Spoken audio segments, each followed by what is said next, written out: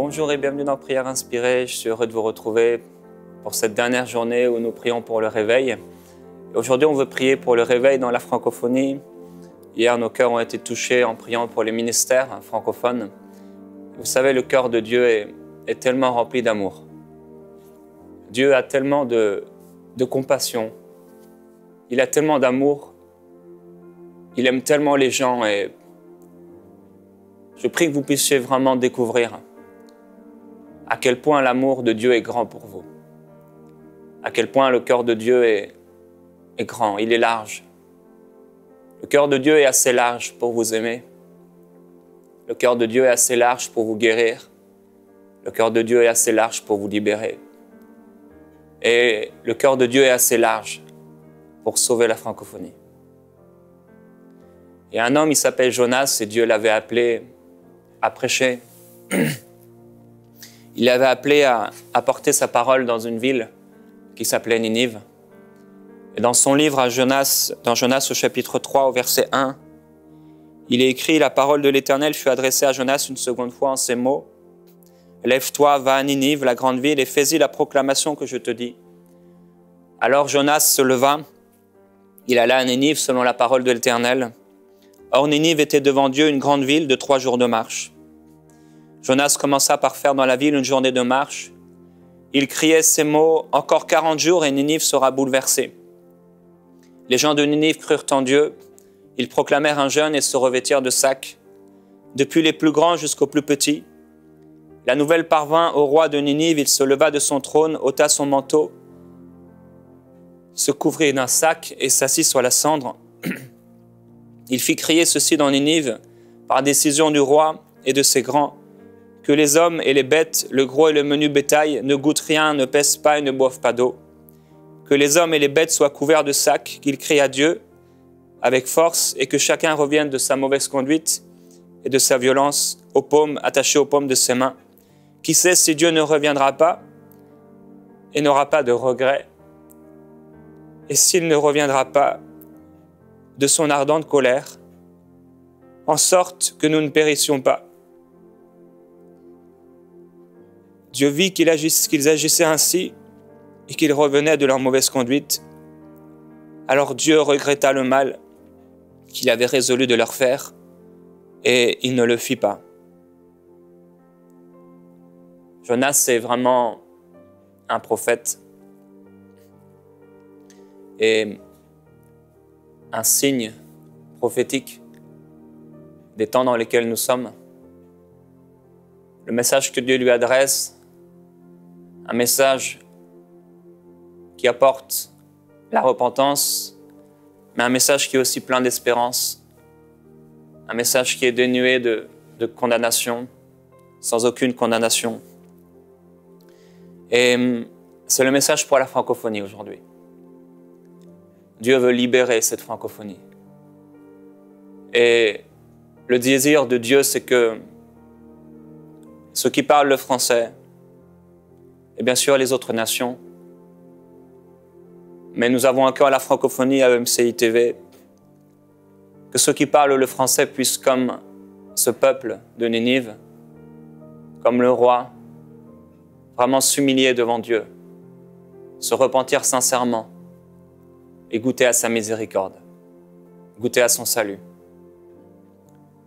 Si nous pouvons prier pour la francophonie, c'est parce que nous savons qu'il nous a d'abord aimés. Si nous pouvons prier pour des gens que nous ne connaissons pas, pour un si grand nombre, une si grande foule, c'est parce que nous reconnaissons que Dieu nous a aimés. Si on ne savait pas et si vous ne savez pas que Dieu vous aime, vous aurez du mal à prier pour les gens parce que vous trouvez déjà l'amour de Dieu trop étroit pour vous-même et vous manquez d'espérance pour les autres. Et c'est pourquoi je prie qu'aujourd'hui vous puissiez recevoir une révélation surnaturelle de l'amour de Dieu pour vous. Dans les anciennes alliances, Dieu a désiré, il a manifesté son amour. Il a envoyé ses prophètes et à chaque fois, c'était pas pour faire du mal au peuple, mais c'était pour que ce peuple qui se faisait du mal lui-même puisse revenir à Dieu et que Dieu puisse le bénir. La volonté de Dieu a toujours été de bénir l'homme. Ça a toujours été de le guérir, ça a toujours été de lui faire du bien. Ça a toujours été de lui faire goûter les meilleures productions de ce que Dieu avait amené sur la terre.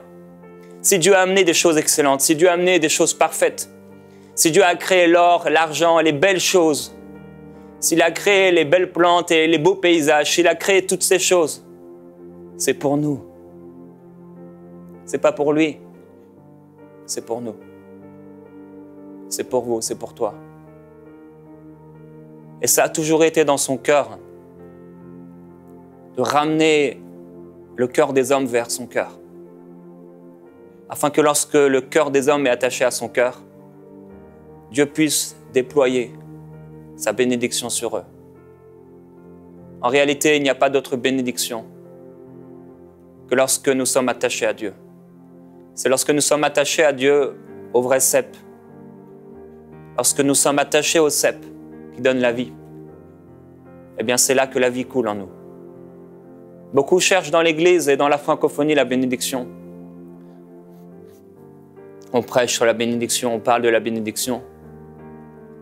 Mais la bénédiction ne peut pas venir en dehors du cep. La bénédiction de Dieu ne peut pas venir en dehors de celui qui donne toutes choses pour notre plus grand plaisir. La bénédiction ne peut pas venir d'ailleurs que de celui qui nous donne toute grâce excellente et tout don parfait. Le cœur de Dieu est tellement de vous bénir. Le cœur de Dieu est tellement de vous guérir. Vous savez, on n'a pas besoin de le supplier ou de lui faire comprendre pourquoi on a besoin d'être guéri ou combien on souffre. Parce qu'il a déjà tout accompli pour nous guérir complètement. Il a déjà tout accompli pour nous sauver. Il a déjà tout accompli pour nous délivrer. S'il a tout accompli pour nous sauver, c'est parce que dans ce salut se trouve notre guérison. Dans ce salut se trouve notre délivrance. Dans ce salut se trouve tout ce dont nous avons besoin. Il faut que nous puissions être attachés au cep. Et aujourd'hui, nous allons prier que la francophonie puisse s'attacher véritablement au cep qui donne la vie. Il n'y a pas de bénédiction en dehors du cep. Je suis béni quand je m'attache au cep. Je suis béni quand je ne deviens plus qu'un avec lui. Et c'est pourquoi je prie que peut-être vous cherchez une bénédiction particulière, mais ça ne se trouve pas en dehors de lui. Ça se trouve juste en lui. Et le peuple de Ninive a su se repentir et chercher Dieu. Et Dieu l'a béni. Et quand nous prions pour le réveil dans la francophonie, on peut se rappeler bien sûr de ce que Dieu a fait dans les Actes des Apôtres. Et dans Actes chapitre 2 au verset 1 où Pierre est là et il prêche la parole de Dieu et avant cela ils sont assis. Il est écrit que le jour de la Pentecôte arriva, ils étaient tous ensemble dans le même lieu et tout à coup il vint du ciel un bruit comme celui d'un souffle violent qui remplit toute la maison où ils étaient assis, des langues qui semblaient de feu et qui se séparaient les unes des autres leur apparurent, elles se posèrent sur chacun d'eux. Ils furent tous remplis du Saint-Esprit et se mirent à parler en d'autres langues, selon que le Saint-Esprit leur donnait de s'exprimer. Or, il y avait en séjour à Jérusalem ce jour-là des Juifs pieux venus de toutes les nations qui sont sous le ciel. On parle de la francophonie aujourd'hui qui est dispersée dans le monde entier. Au bruit qui se produisit, la multitude accourut et la foule fut bouleversée, parce que chacun les entendait parler dans sa propre langue. Ils étaient hors d'eux-mêmes et dans l'admiration et disaient « Voici ces gens qui ne parlent, ne sont-ils pas tous galiléens ?» Ils étaient stupéfaits. « Comment les entendons-nous chacun dans notre propre langue maternelle ? Parthes, Médès, Élamites, ceux qui habitent la Mésopotamie, la Judée, la Cappadoce, le Pont, l'Asie, la Phrygie, la Pamphylie, l'Égypte, le territoire de la Libye, voisine de Cyrène, et ceux qui sont venus de Rome, Juifs et prosélytes, Crétois et Arabes. » Vous savez, Dieu ne rejette personne. Il pense aux recoins du Congo, il pense aux villages de l'Éthiopie, il pense aux rues de Paris. Il regarde les citadelles, les villes, les villages. Il pense aux îles, aux pays, aux villes, aux villages, aux rues, aux maisons, aux vies. Il n'oublie personne. Nous les entendons parler dans nos langues des merveilles de Dieu. Tous étaient hors d'eux-mêmes et perplexes et se disaient les uns aux autres, « Mais que veut dire ceci ?» Nous allons prier aujourd'hui qu'il y ait une telle puissance qui se manifeste dans la francophonie. Que les hommes et les femmes de toute nation et de toute langue puissent ouvrir les yeux sur la francophonie, puissent regarder la francophonie et puissent voir Dieu agir. Nous allons prier que les télévisions du monde entier puissent avoir leurs yeux tournés, des programmes dédiés à ce que Dieu va faire à travers la francophonie. Je crois pour un réveil dans la francophonie. Je crois que Dieu n'a pas oublié la francophonie. Un peu plus loin, nous lisons au verset 37 qu'après le message de l'apôtre Pierre, après avoir entendu cela, ils eurent le cœur vivement touché et ils dirent à Pierre et aux autres apôtres, « Frères, que ferons-nous » Je prie que ce réveil devienne tellement grand et important que les nations du monde entier puissent dire, mais qu'allons-nous faire nous aussi pour être touchés par Dieu?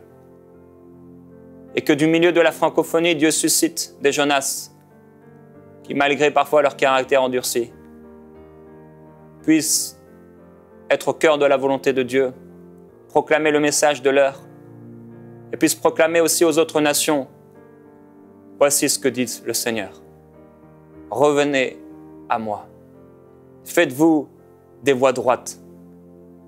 Le chemin étroit qui mène à la vie, empruntez-le. Détournez-vous du mal, de l'impudicité, du vol, du mensonge, de la corruption de ce monde. Approchez-vous de moi et je m'approcherai de vous. Je crois que Jonas est un élément prophétique pour aujourd'hui. C'est vrai, peut-être que pendant un temps, il a refusé. Il a refusé d'apporter la parole de Dieu parce qu'il n'avait pas le cœur de Dieu. Peut-être son cœur, et c'est clair, son cœur n'était pas assez large pour pouvoir aimer comme Dieu aimait. Mais je prie que ce ne soit pas le cas pour vous aujourd'hui. Que ce ne soit pas le cas pour vous qui parlez français. Je prie que votre cœur soit tellement large à vous dépasser, à dépasser ceux qui sont autour de vous.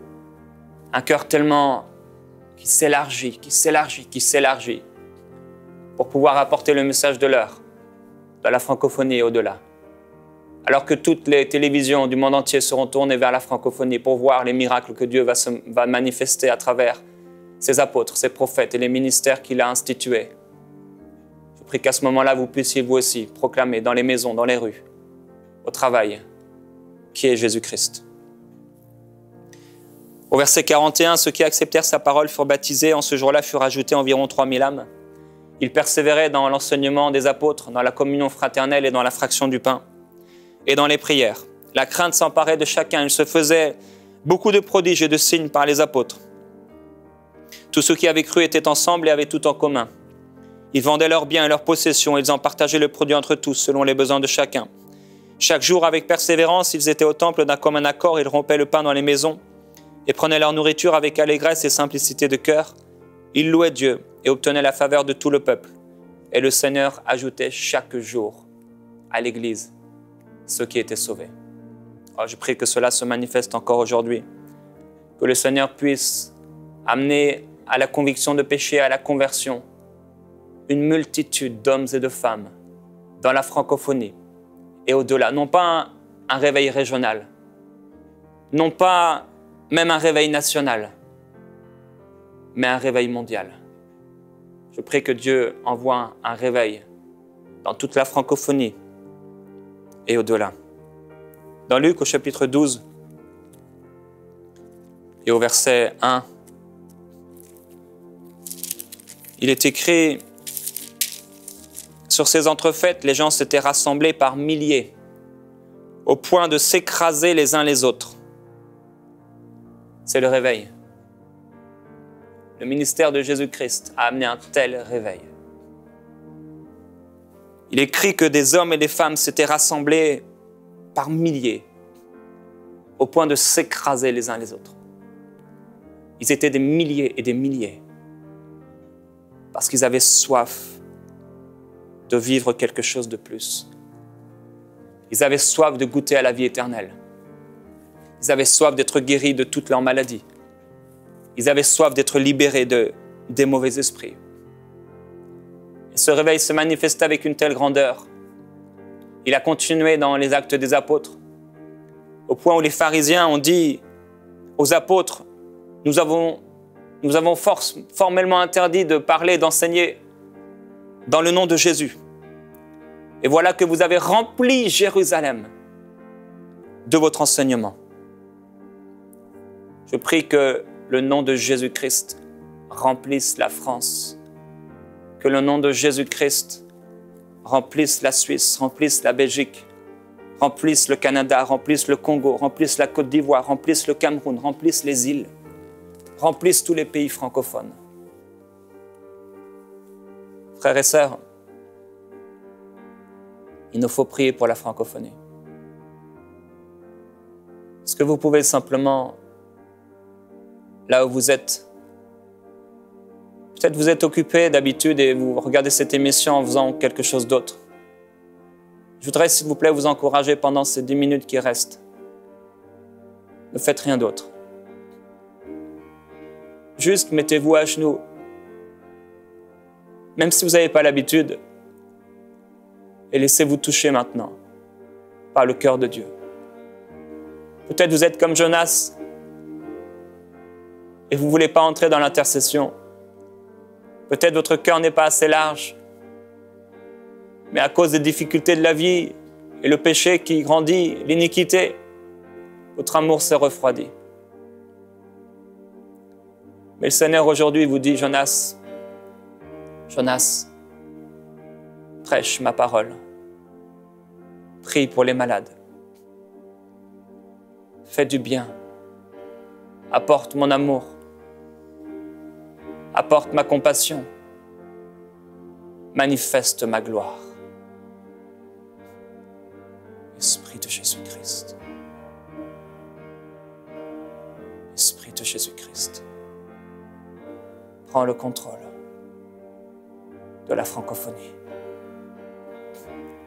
Prends le contrôle de nos vies. Ce n'est pas l'histoire d'un ministère. Ce n'est pas l'histoire d'une église, d'un pasteur. D'un pasteur connu ou reconnu. C'est l'histoire de Jésus-Christ qui donna sa vie pour nous, qui donna sa vie pour la francophonie, qui donna sa vie pour les perdus que nous étions auparavant. Seigneur Jésus, tu t'es livré par amour pour nous. Tu t'es donné entièrement, sans rien retenir, pour nous sauver. Ton amour est parfait. Ton amour est grand et immense. Père, je prie pour la francophonie. Je prie que la francophonie soit sauvée. Je prie que, à la langue française, soit rattachée la révélation de Jésus-Christ. Je prie qu'il y ait une telle gloire qui se manifeste à travers la francophonie, que dans le monde entier, des milliers, des millions voudront apprendre le français pour entendre parler de ce Jésus qui sauve, pour comprendre les paroles qui seront apportées par les uns et les autres, touchés par ta grâce. Et Père, même s'ils ne savent pas parler notre langue, comme tu l'as fait dans les Actes, tu peux leur apporter une révélation personnelle par un signe surnaturel. Glorieux Jésus-Christ. Je prie pour la francophonie. Merveilleux Père, merveilleux Jésus-Christ. Père, je veux penser à la francophonie. À Babel, tu as confondu les langages. À Babel, tu as dispersé les hommes. Et aujourd'hui, tu peux te glorifier en sauvant non seulement les Chinois, non seulement les Américains, mais aussi les Français, ceux qui parlent français. Père, manifeste ta gloire. Je prie que parmi le peuple, parmi la francophonie, il y a une foule d'hommes et de femmes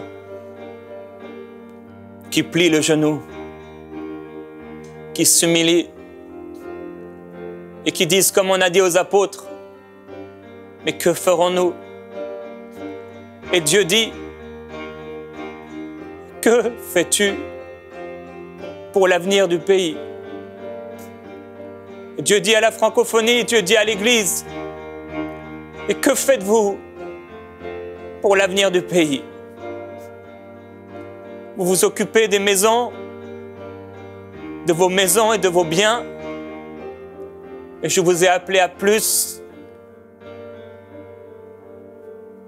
Beaucoup d'entre vous sont comme Jonas. Vous êtes allés à l'opposé de mon désir. Vous êtes allés avec l'or, avec l'argent de l'Égypte, avec la bénédiction que j'apporte,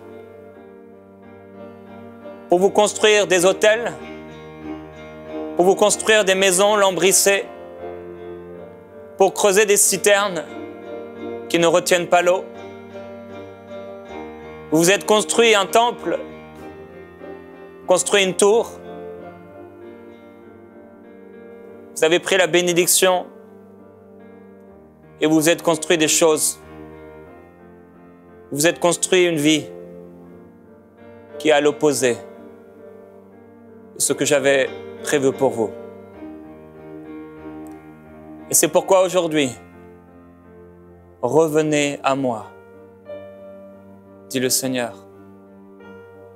Revenez à mon royaume. Revenez à ma justice. Revenez à mes plans. Revenez à mon cœur. Revenez à mon amour. Revenez à ma parole. Revenez à mon message. Revenez à ma prédication. Comment entendront-ils s'il n'y a personne qui prêche? Revenez à moi et je serai avec vous. J'établirai ma gloire et je me manifesterai comme je l'ai dit, comme je l'ai promis. Je répandrai de mon esprit sur toute chair.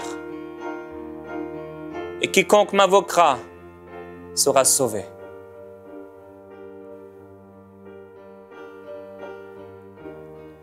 Merveilleux Jésus-Christ, merci pour ton esprit qui est présent au milieu de nous. Élargis nos cœurs, Seigneur. Élargis nos cœurs. Et viens sauver et bouleverser les nations francophones. Ô Esprit de Jésus-Christ.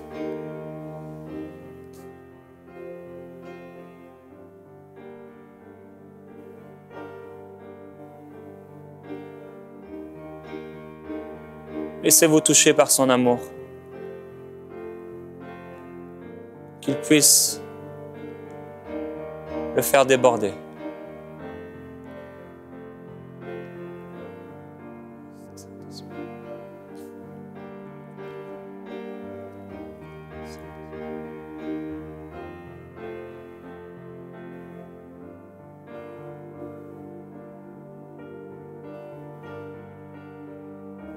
Seigneur, nous ne savons pas comment faire. Nous avons essayé comme les disciples. Nous avons péché toute la nuit, sans rien prendre.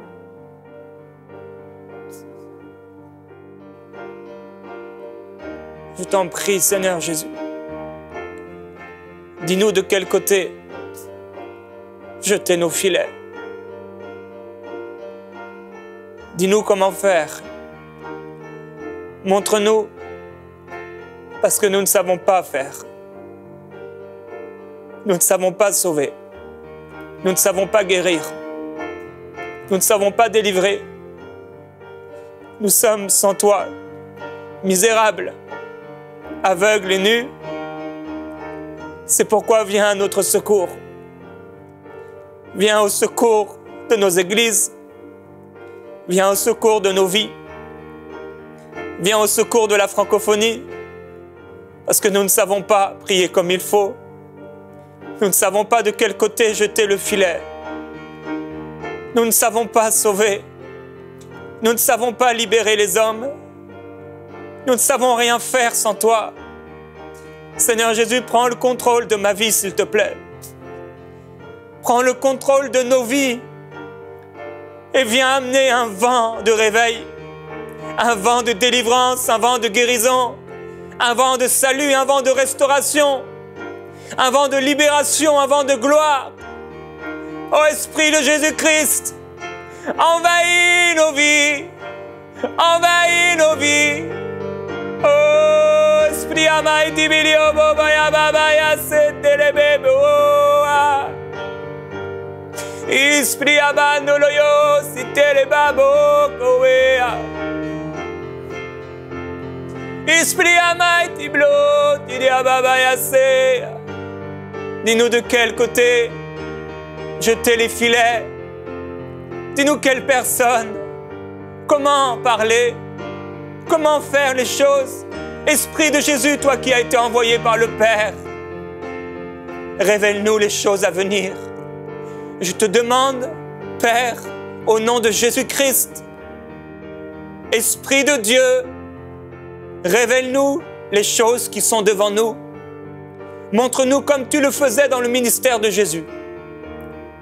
Les Lazare qu'il faut ressusciter, les femmes samaritaines à qui parler, les Zachée vers qui lever les regards, à la maison de qui nous devons manger.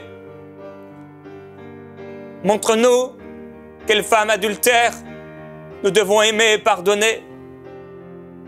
Montre-nous quel cœur nous devons guérir, quel lépreux nous devons guérir. Montre-nous, Seigneur Jésus-Christ, Esprit de Jésus, les choses qui sont devant nous. Saint-Esprit, dans la vie de tous ceux qui écoutent, je te demande, s'il te plaît,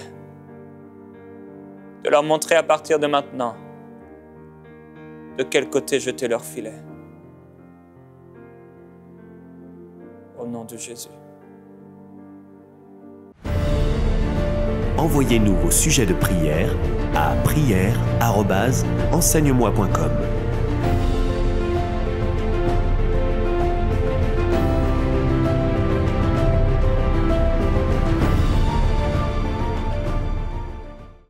Cette émission a pu être réalisée grâce au précieux soutien des partenaires d'Enseigne-moi Canal International. Retrouvez tous nos programmes sur emcitv.com.